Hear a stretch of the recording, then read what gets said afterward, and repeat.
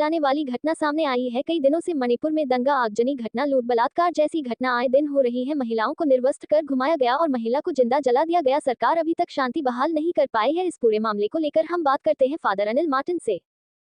न केवल भारतवर्ष में लेकिन अंतर्राष्ट्रीय स्तर पर भी हमारे देश की बड़ी भारी छवि धूमिल हुई है। ये घटना एक हृदय विदारक घटना है। ये घटना राजनीति करने की घटना नहीं है। ये समाज की वो सबसे बड़ी बुराई है जो हमारे देश में देखने के लिए मिली है। हुआ ये है कि 4 तारीख को ये घटना हुई। 4 तारीख के बाद में 18 तारीख को वहाँ पर FIR हुई। FIR के बाद से वहाँ पर इस घटना पर किसी प्रकार का संज्ञान नहीं लिया गया। उस बात को गंभीरता से नहीं लिया गया।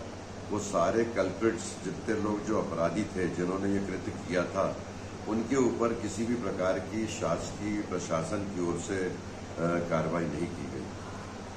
77 दिन के बाद में जब ये घटना सामने आई, सारा देश शर्मसार हो गया। इस घटना के आने के बाद की प्रतिक्रियाएं बड़े बड़े दिग्गजों ने, भारतवर्ष के बड़े बड़े नेताओं ने, विपक्ष ने, पक्ष ने कई प्रकार की बातें बोलते चले जा रहे हैं और अपने प्रतिक्रियाएं देते चले जा रहे हैं। लेकिन उन प्रतिक्रियाओं में मुझे इस बात का बड़ा दुख है, शोक है, बहुत ज़्यादा पीड़ा है कि घटना मणिपुर की हुई है, उसको जोड़ते हैं राजस्थान से, उसको जोड़ते हैं छत्तीसगढ़ से, उसको जोड़ते हैं दूसरे प्रदेशों से।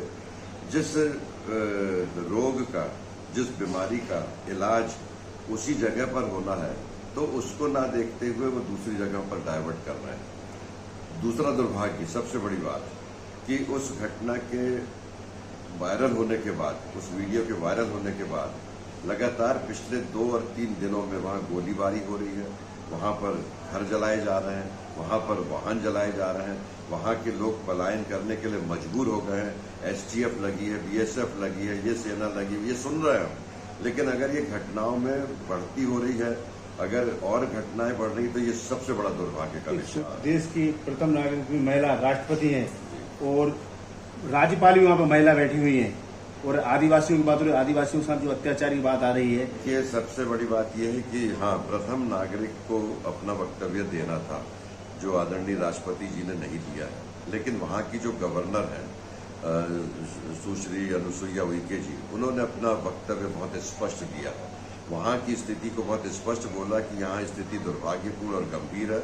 यहाँ पर शासन प्रशासन को बहुत ही ज़्यादा कड़ाई से वहाँ पर कदम उठाना पड़ेगा, और जो कल्प्रिट्स हैं, जो आंदोलनकारी हैं, जो नाना प्रकार की वहाँ पर जघन्य कृत्य कर रहे हैं, उनको पूरी रीति से विद्रोहियों के समान रौंदना पड़ेगा। उन्होंने बोला है कि विद्रोहियों के समान, देश के दुश्मनों के समान रौंदना पड़ेगा। अब देश के दुश्मनों के समान रौंदने से क्या तात्पर्य हुआ कि जैसे हमारी सीमा पर हमारी सेनाएं दूसरे के शत्रुओं से जो सामना करती है, वो शत्रु हमारे घर के भीतर है। जब आपके घर के भीतर ये शत्रु इतनी बड़ी हानि पहुंचा रहे हैं, तो उसका सामना उस प्रकार से करना चाहिए।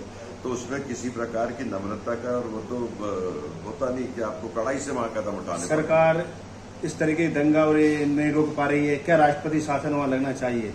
एकदम आज के समय में ये तो बिल्कुल स्पष्ट है कि वहाँ के मुख्यमंत्री को सबसे पहले इस्तीफा देना चाहिए, और केंद्र सरकार शासित राज्य है तो वहाँ पर एडमिनिस्ट्रेटिव डिसीजन, प्रशासनिक रीति से वहाँ पर निर्णय लेने की अत्यंत आवश्यकता है।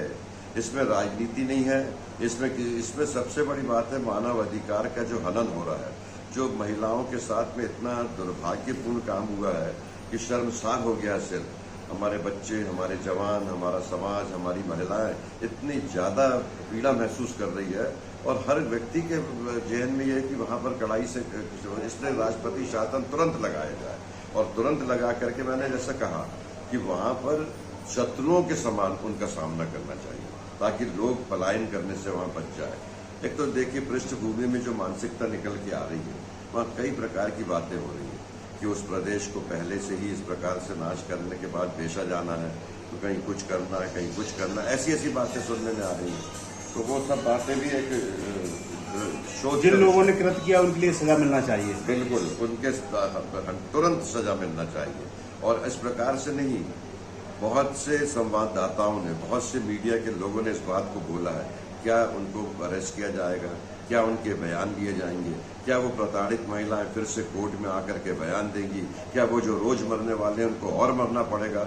इनके लिए fast track court, immediate action और सामाजिक रीति से सबको सामने बताना चाहिए कि हमने इनके साथ जिन्होंने अपराध किया है उनके उस प्रकार से कड़ाई की। इसलिए उसको अगर कुछ अमेंडमेंट भी करना पड़े तो वहाँ अमेंडमेंट करना चाहिए।